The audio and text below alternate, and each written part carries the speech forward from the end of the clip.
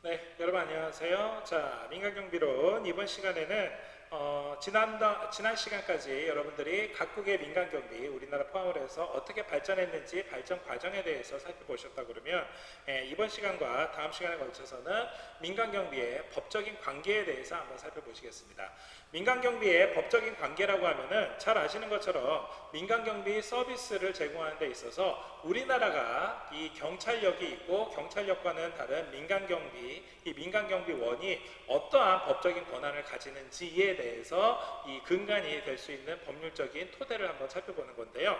그거에 앞서서 과연 우리나라와는 다르게 외국은 어떻게 하는지를 한번 살펴보신다 그러면은 다음 시간에 우리나라의 이 민간경비원 또 민간경비 업무의 법적인 관계가 좀 더 명확하게 여러분들이 개념을 정리할 수 있을 것 같아서 먼저 오늘은 미국과 일본을 중심으로 해서 민간경비의 법적인 관계가 어떻게 구성이 되어 있는지를 한번 전반적으로 외국 사례를 한번 살펴보시겠습니다. 자, 오늘 같이 살펴볼 내용은요, 미국의 민간경비의 법적인 지위, 법적인 업무와 권한에 대해서 살펴보고, 역시 마찬가지로 일본의 민간경비의 법적인 권한과 지위에 대해서 한번 같이 살펴보시겠습니다. 자, 먼저 미국의 민간경비 시큐리티는 과연 프라이빗 시큐리티, 말 그대로 이 민간의 영역임에도 불구하고 어떠한 법적인 지위가 있을까요? 일단 기본적으로 미국은 이 연방국가이기 때문에 연방 헌법이 가장 법률적인 가장 큰 권한을 부여받고 있습니다. 그래서 기본적으로 형사제도의 여러 부분에 있어서 법 집행을 하는 것은 기본적으로 경찰이 한다라는 것은 뭐 당연히 인정을 하는 겁니다. 자, 그런데 경찰과 유사한 성격의 업무를 수행을 하고 있는 조직에 대해서 권한을 규정을 하고 있는 거죠. 이게 일종의 준경찰입니다. 이게 우리나라에는 없는 제도이기 때문에 이해하기가 조금 어려울 수 있지만 아마 여러분들이 지난번에 각국의 경비 업무, 이 민간경비가 어떻게 발전했는지 발전 과정을 한번 살펴보면서 제가 설명해 드렸었던 이 영미법계 국가가 가지고 있는 특징들인 거죠. 즉 모든 지역에 경찰을 다 파견할 수가 없기 때문에 이 경찰력을 대신을 해서 그 지역에서 자체적으로 고용했었던 경찰과 같은 역할을 하고 있었던 야경단원이라든가 자경대 이러한 사람들, 또 예를 들어서 새로운 식민지 지역에서 자체적으로 선출한 보안관, 이들 지역에 있는 사람들한테 법적인 권한을 그렇죠 부여를 하는 겁니다. 이게 오늘날의 연방국가인 미국 내에서도 연방헌법상으로 법적으로 규정을 하고 있는 겁니다. 자, 그런데 이러한 법적인 권한을 규정을 하고 있는 사람들이 사실상 준경찰의 역할로서 하고 있기 때문에 직접 미국에서는 캠퍼스 폴리스이기 때문에 우리나라로 치면은 대학 경찰이라고 되어 있지만 그 사람들이 경찰력을 일반 경찰처럼 행사를 하는 것은 아니고 우리나라로 치면은 대학에 이거는 뭐 안전관리 요원인가 뭐 이렇게 생각할 수 있겠지만 그 사람들이 직접 거기에 이 캠퍼스 내에 있는 주차장에서 주차 딱지도 띄고 벌금도 징수를 하고 차도 견인을 하고 이런 식으로 법률적인 권한을 그 사람들한테 주는 거죠. 마찬가지로 꼭 캠퍼스뿐만이 아니라 뭐 공원이라든가 아니면은 어떤 특정 지역이 있어가지고 뭐 예를 들어서 뭐 항만이라든가 각각의 지역마다 이 지역에 있는 준경찰 조직을 권한을 어느 정도 위임을 해놓고 있는 겁니다. 자, 이렇게 유사한 업무를 수행하고 있는 준경찰 조직에 대해서 권한을 규정을 하고 있지만 시민의 사적인 관계에 대한 권한 문제보다는 국가나 정부의 활동에서 주로 헌법에서는 언급을 하고 있습니다. 자, 다만 민간경비원은요, 경찰과의 협력을 통해서 기소를 하기 위해서 필요한 또는 수사를 하기 위해서 필요한 경찰에 제공할 목적의 증거 수집으로 대리인으로 활동할 경우에는 개인의 비밀 침해 금지 등 헌법적인 제한이 따르고 있습니다. 결국 이 얘기를 정리를 해서 설명을 드리면은 직접적으로 이 사람들이 뭐 이 민간경비원이 수사를 하거나 직접적으로 이 사람들이 체포를 해서 기소를 하거나 이러한 경찰이 가지고 있는 역할이나 검찰이 가지고 있는 역할은 없죠. 하지만 이 경찰과 서로 협력하기 위해서 증거 수집을 하거나 또는 이 지역에서 어떠한 경비라든가 안전과 관련돼서 함께 작전을 수행하는 데 있어서는요, 그렇죠, 법률적으로 어느 정도 권한을 인정을 해준다라는 그러한 뜻입니다. 그러면 결국 정리를 하면은 어떤 의미일까요? 그렇죠, 이 영미법계 전통이 오늘날 미국에까지 어느 정도 살아 있어서 직접적으로 그 사람들한테 경찰로서 임명을 해주는 것은 아니지만 경찰과 유사한 업무를 해당 지역 내에서는 할 수 있도록 그 어느 정도 권한도 인정을 해주고, 경찰과 함께 협력해가지고 활동을 할 때에는요, 사실상 준 경찰과 마찬가지로 어느 정도 법률적인 지위를 인정을 해준다는 뜻입니다. 한편 형사법적으로 봤었을 때는 민간경비가 실력 행사를 하는 데 있어서 기본적으로 특권이라든가 아니면은 동의 없이 타인의 권리를 침해했을 경우에 당연히 민간경비원은 책임이 발생을 하고, 이러한 책임에 의해서 법률적인 그만큼의 이 불이익도 받게 됩니다. 뭐 이거는 뭐 당연히 뭐 우리나라도 당연하겠고, 민간경비원이라고 해서 함부로 남의 법익을 침해를 할 수가 없는 거죠. 자, 그런데 중요한 사실은 미국에서는요, 정당한 목적 실현을 위해서 정당방위를 하는 경우에는요, 여기서 말하는 정당방위는 우리나라에서는 정당방위를 해석할 때 법률적으로 굉장히 이 재앙이라든가 이런 거를 굉장히 까다롭게 두고 있습니다. 하지만 미국은 잘 아시는 것처럼 수정헌법 제2조에 의해서 스스로 자기 보호와 가족을 지키기 위해서 무장을 할 수 있도록 총기 소지가 가능한 나라입니다. 그러다 보니까 이 정당한 목적 실현에 당연히 정당방위가 들어가고, 이 정당방위의 경우에는요, 실력 행사가 허용이 되고 있습니다. 물론 이때도 과도하거나 비합리적인 폭력 행위에 대해서는 그 수준에 넘는 것에 대해서 손해배상 책임이 발생을 하죠. 하지만 중요한 건 뭐가 가능하다고요? 네, 실력 행사가 가능하다는 얘기입니다.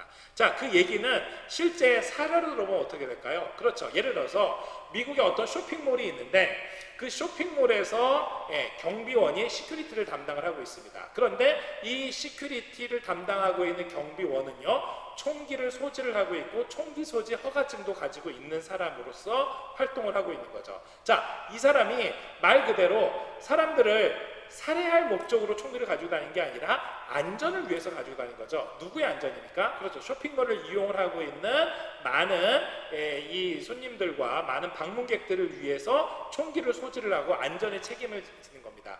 이때 예를 들어서 총기를 소지한 침입자라든가 총기를 소지하는 이 말 그대로 뭐 스쿨 슈팅이라든가 학교에서 이 총격 사건이 일어나거나 아니면 쇼핑몰에서 대형 총격 사건이 일어나 가지고서는 거기에서 본인 내지는 제3자가 총기에 의해서 위협을 받고 총기에 의해서 굉장히 긴급한 상황일 때는 당연히 경비원인 이 사람은 어떻게 경비원이 이 스스로와 주변에 있는 제3자를 보호하기 위해서 총기 소지 허가를 받고 있는 스스로 총기를 꺼내서 여기에 있는 것처럼 정당방위로서 실력 행사가 가능하다는 얘기죠.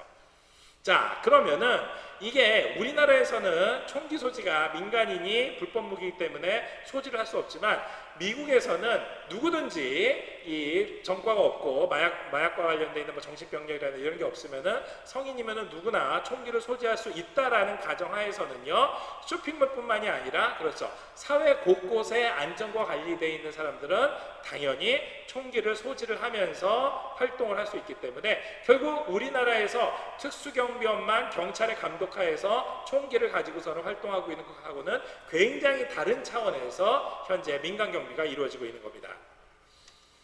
한편 민간경비는요, 민간경비원이 이제 미국의 사례입니다. 민간경비원은 신문이나 질문에 대해서 일반 시민한테 반드시 응해야 될 규정이 없다. 자, 이거는 당연히 일종의 신문 단계라든가 질문 단계로 들어가면요, 수사의 일환이 되는 거죠. 그래서 여기와 관련돼서는 미국이라 하더라도 민간경비원이 권한이 없습니다. 자, 그런데 민간경비원은요, 용의자에게 대답을 강요하기 위해서 물리적인 폭력의 사용 또는 인권 침해가 되는 비합리적인 구금, 체포, 실행 등등등을 허용하지 않고 있다라는 기본적인 법률적인 이 권한이 있는 반면에 이 얘기는 뒤집어서 얘기를 하면은 이 얘기를 뒤집어서 얘기를 하면은 뭐가 가능하다는 거죠? 그렇죠.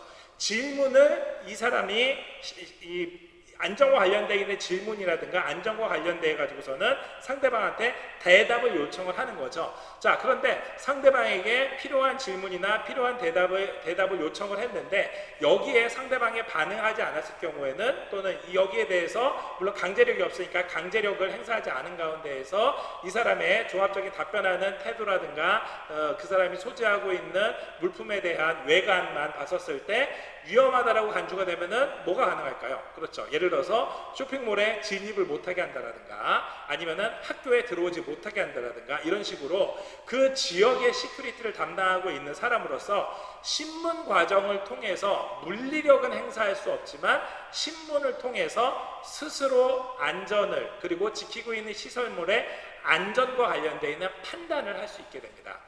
자, 이렇게 되면은 뭐가 가능하겠습니까? 그렇죠. 당연히 혹시 그 가방에 있는 것들을 열어볼 수 있겠습니까? 라고 질문을 했었을 때 그쪽에서 순수하게 협조를 안 해준다고 하면요 들어올 수 없습니다 하고서는 막게 되는 걸로 그 사람의 진입과 출입에 대해서 어느 정도 통제가 가능하다는 얘기죠. 자, 이거는요 우리나라에서 불신 검문 권한을 가지고 있는 경찰력하고는 분명히 구분이 된다라고 볼 수가 있습니다.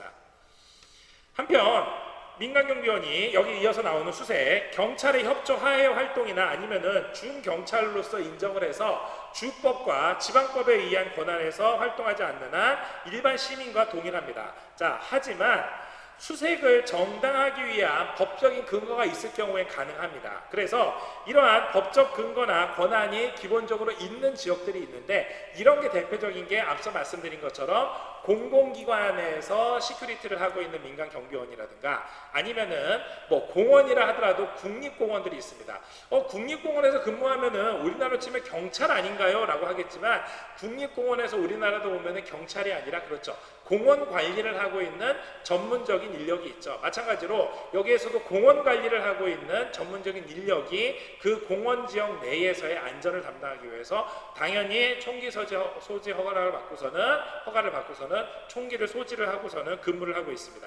자, 이들이 법적인 권한이나 아니면 법적인 근거가 명백하게 있을 때에는 당연하지만 그렇지 않는다 하더라도 앞서 말씀드린 것처럼 질문을 통해 가지고서는 협조적이냐 비협조적이냐에 따라 가지고 스스로 판단을 할 수 있고요.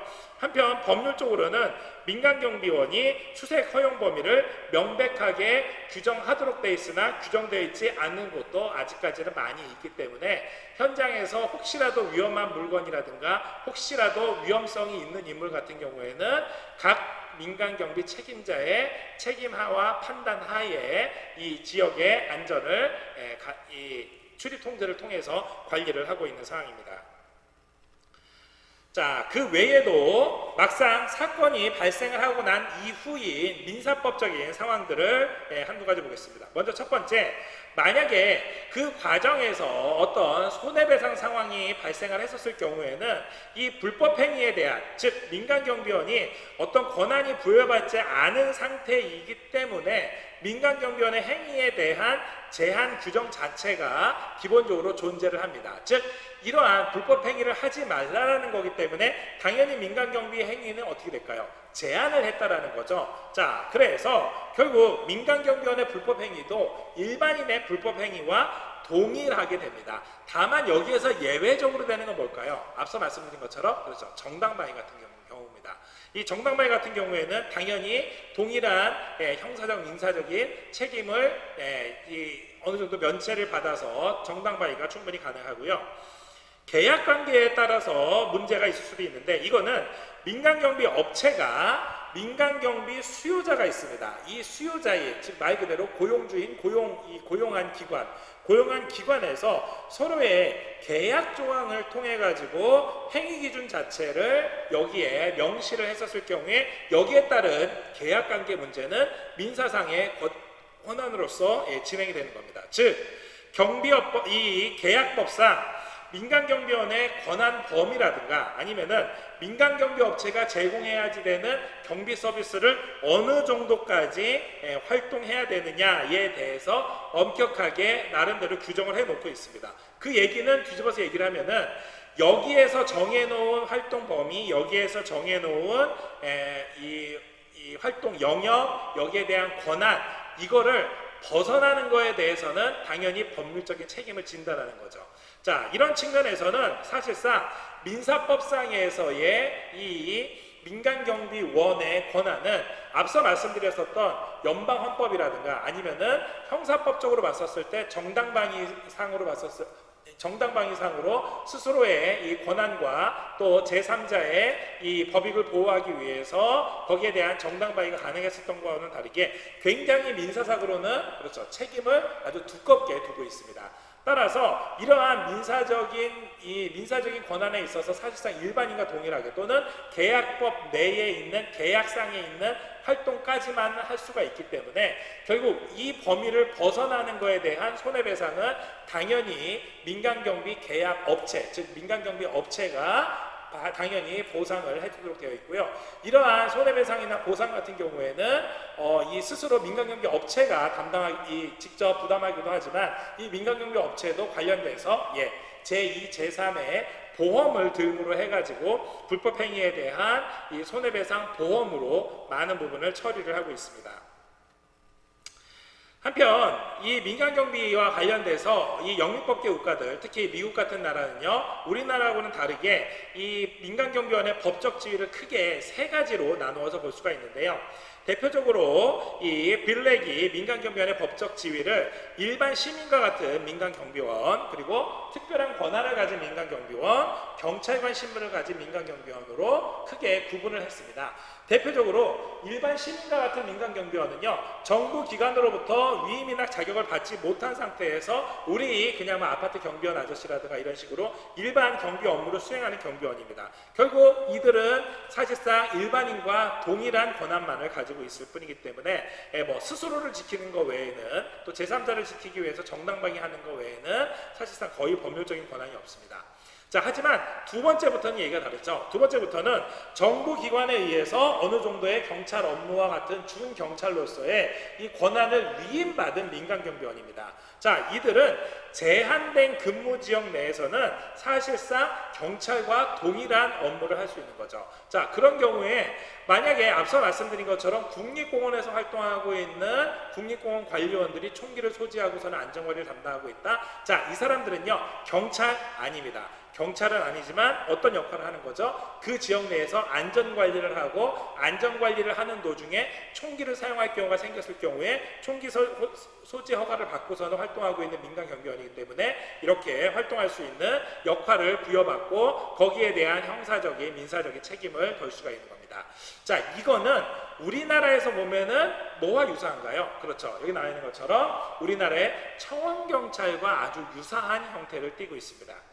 한편 우리나라에는 없는 민간경비원으로서 즉 경찰관 신분을 직접 가지고 민간경비원으로 활동을 하고 있습니다.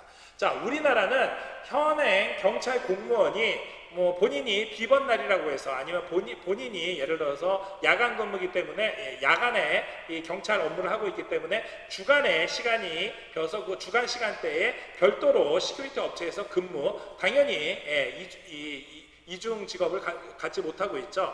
자, 하지만 미국에서는 경찰관 신분을 가지고 있으면서도 민간경비업 분야에서 부업으로 근무할 수 있는 민간경비원이 있습니다. 자, 그러면은 이들 입장에서는 사실 투잡을, 우리나라 치면 투잡을 뛰는 건데, 자, 이렇게 하고서도 과연 경찰 업무를 할 수 있을까? 그렇죠. 경찰관의 신분을 가지고서는 활동할 수 있는 분야가 있겠죠. 예를 들면 어떤 분야일까요? 대표적인 게 우리나라에서는 상당 부분을 민간경비업체가 담당을 하고 있지만 사실 미국에서는 그 민간경비업체가 담당하고 있는 부분을 경찰 신분을 가지고 있는 사람들이 민간경비원으로서 활동하고 있는 분야가 있습니다. 대표적인 게 호송경비 업무 중에 일부가 그렇습니다. 즉 우리나라에서는 호송경비와 관련돼서는 호송경비 전문 업체가 하고 혹시 만약에 사건 사고가 터질 거를 만약에 우려를 한다 그러면은 경찰에 협조 요청을 하게 되죠. 자, 그러면은 경찰에 협조 요청을 하게 되면은 우리나라에서는 그거 자체도 굉장히 중요한 업무라고 보고 있기 때문에 뭐 특별하게 경찰역에서 큰 문제가 없는 이상은 상당 부분을 대국민 봉사 차원에서 많이 지원을 해줍니다. 자, 그런데 미국에서 어떻게 할까요? 네, 그 부분에서 활동을 하고 있는 사람들은 기존에 있는 경찰력이 경찰 업무를 추진하는 거에서 방해받지 않는 비번으로 근무하고 있는 사람들한테 경비 업무로서 할 수 있도록 파트타임을 주는 겁니다. 일종의 경비원으로서 본인이 직접 고용된다라기보다는 아주 짧은 기간 내에 아니면 특별한 이벤트, 어떤 특별한 행사에 걸쳐 가지고서는 활동을 하게 되는 사람들입니다. 사람들입니다.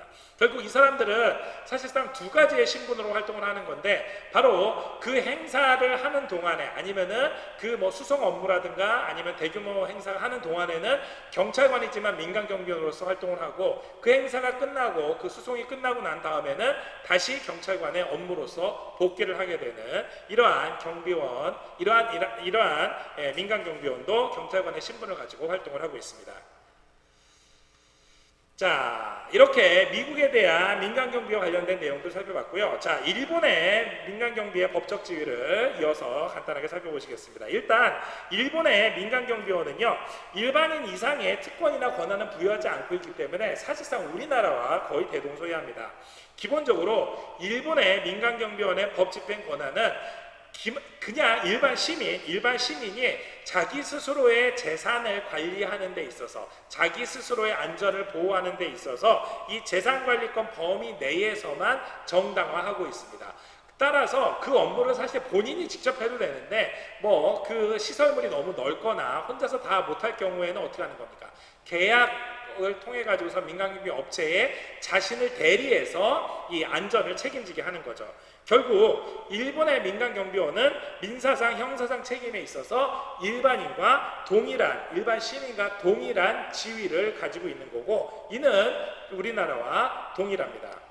결국 헌법상으로 봤었을 때도 민간경비원이 업무 수행을 하는 데 있어서 기본 원칙과 국민의 권리를 대비시켰을 때 바로 법집행 규율에 당연히 따라야지 되고, 기본적으로 민간경비원은요, 헌법상 보장되어 있는 일반 국민의 기본권을 침해하지 않도록 되어 있기 때문에 이거는 일반 시민이며 누구나 다 동일합니다.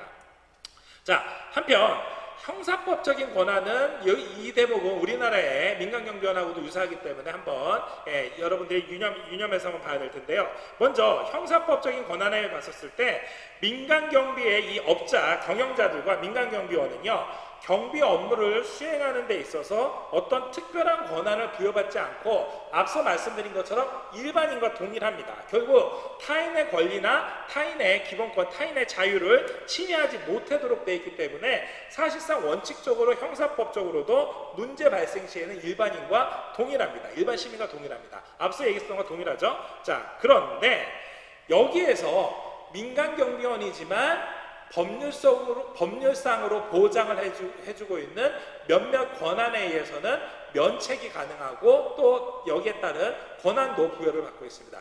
대표적인 게 바로 민간경비원의 현행범체포입니다. 자, 민간경비원의 현행범체포라고 그러면은 여러분들 형사소송법에 나와 있는 이 현행범체포와 동일하게 일반 시민도 누구나 현행법 체포는 가능합니다. 즉 징역 3년 이상이나 지금 막 범죄를 실행하였거나 도주 중인 자, 이러한 사람들에 대해서 민간경비원뿐만이 아니라 일반 시민들도 현행법 체포는 형사소송법에 있는 것처럼 당연히 가능하고요. 또한 이 법률적으로 형법에서 보장하고 있는 것처럼 정당방위라든가 긴급피난 같은 경우에는 민간경비의 이 정당방위 행위라든가 긴급피난 행위에 대해서는 일반 사인과 동일하게 잘 아시는 것처럼 위법성 조각사유가 되고 있습니다.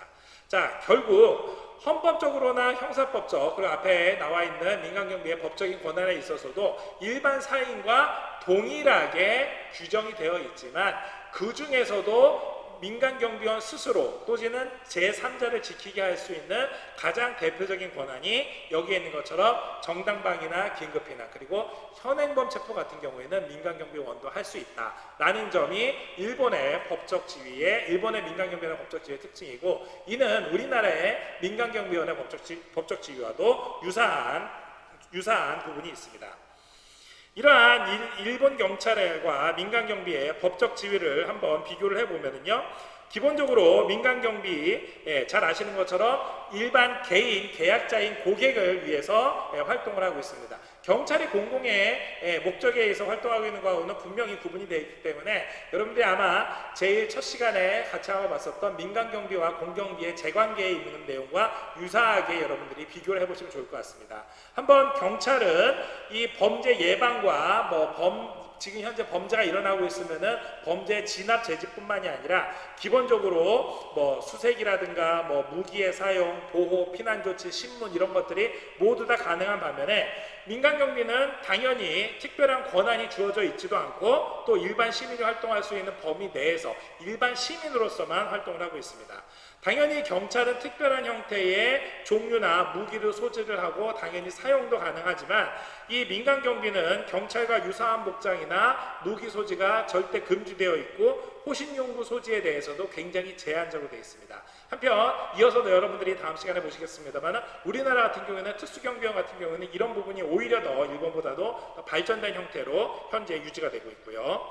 그 외에도 경찰은 체제 자체가 어떠한 조직이라든가 부대 단위로서 행동이 가능하지만 민간 경비는 사실상 1대1로 활동하는 경우가 많고 또한 조직을 구성한다 하더라도 그 업체에 의해서 짜여져 있는 조직으로 활동을 하고 있습니다.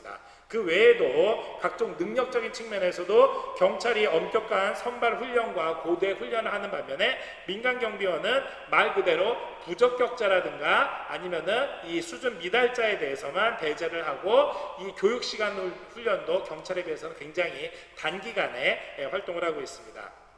각종 활동 수준이나 영역에 있어도 사법 처리와 공공 영역, 광역 중심으로 중요한 지점을 경찰이 활동하는 반면에 민간 경비는 정당방위, 긴급피난, 또 앞서서 얘기했었던 자구행위, 현행범 체포, 그 외에 고객의 재산 관리와 관련되어 있는 합법적인 권한 행사 내에서만 활동이 가능하고 이게 모두 다 말 그대로 사적인 영역, 앞서서 경찰이 공적인 영역이라고 그러면 사적인 영역에서만 가능합니다. 그 외에 기계경비와 관련해서도 임의적으로 세분화되어 있는 기지국 단위로만 활동한다는 한계도 있습니다. 자, 오늘 여러분들이 미국과 일본의 민간경비의 법적인 지위들에 대해서 몇몇 가지 살펴보셨는데요. 다시 한번 말씀드리지만 이 내용들은 이 외국의 법적 지위를 살펴보는 것도 중요하지만 이거를 우리나라의 민간경비원들이 가지고 있는 법적 지위와 서로 비교를 해보기 위해서 여러분들이 전반적인 거시적인 측면에서 함께 살펴본다는 의의가 있습니다. 그 첫 번째로 오늘 살펴본 미국의 민간경비는 기본적으로 형사법상으로 봤었을 때 특별한 특권이라든가 동의 없이는 타인의 권리를 침해했을 경우에 당연히 이 민간경비원한테 미국이라 하더라도 형사법적인 책임이 있고 이 또한 과도하거나 아니면 비합리적인 폭력 행위에 대해서 손해배상 책임이 있습니다.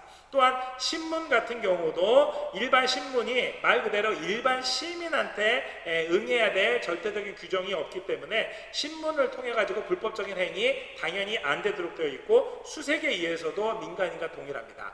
다만 이러한 미국의 민간경비의 법적 지위가 한 가지 차이점이 있다고 그러면 뭘까요? 그렇죠. 바로 이 미국은 스스로 총기 소지가 가능하고 있기 때문에 총기를 소지한 상태에서 정당방위 그리고 제3자 보호를 위해 가지고 총기 사용이 가능하다는 측면에서 질문과 이 응답을 통해서 또 전반적인 민간경비원의 판단에 의해서 출입 통제를 하는 등으로서 이 안전관리를 하고 있습니다. 또 민사법상으로 봤었을 때 민간경비원은 영미법계에서 불법행위라든가 이런 것들도 모두 다 민사상 일반인과 동일하고 특히 계약관계에 있어서 이 고용주인 민간경비를 의뢰한 이 경영자와 또 민간경비 업체가 제공해주는 서비스 영역이 계약관계상으로 어느 정도 범위가 한정되어 있기 때문에 이 범위를 벗어났었을 경우에는 당연히 민사적으로 책임을 집니다.